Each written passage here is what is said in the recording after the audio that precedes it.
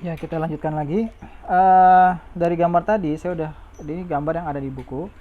Kita akan coba membahas lebih detail tentang komponen-komponen apa aja yang terdapat pada pada grafik cosinus.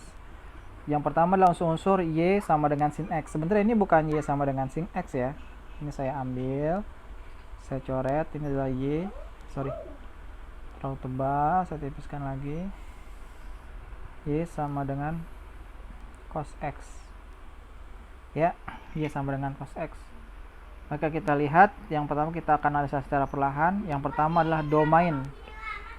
Domain dari fungsi sinus adalah semua bilangan real. Ini sama ya, domain itu adalah apa? Domain daerah asalnya. Daerah asalnya semua adalah merupakan fungsi real.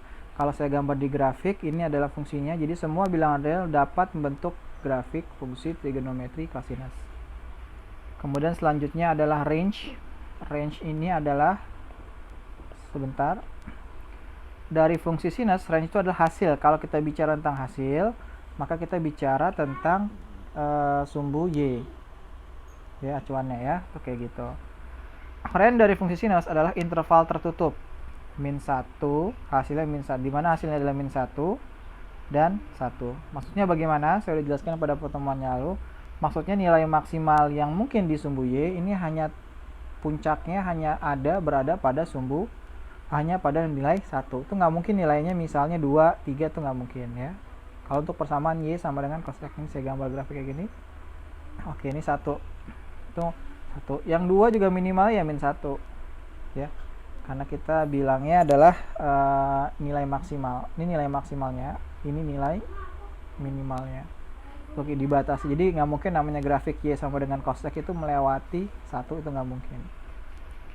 Maka kita akan lihat nilai maksimum yang terjadi di situ adalah 1. Ini 1 berarti yang ini, dan nilai minimumnya adalah min 1. Tuh ya, seperti itu.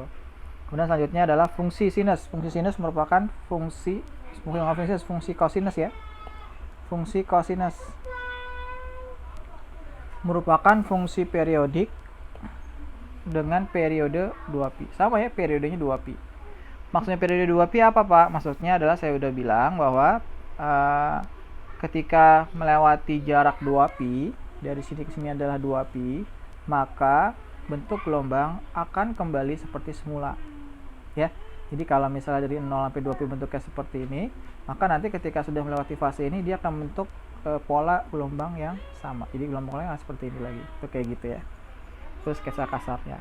Dan amplitudo. Amplitudo apa nih amplitudo? Amplitudo adalah simpangan terjauh.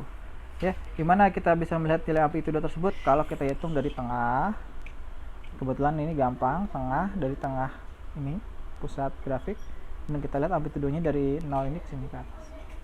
Ini amplitudo, membagi 2 sama besar ya. Amplitudonya adalah simpangan terjauh adalah 1.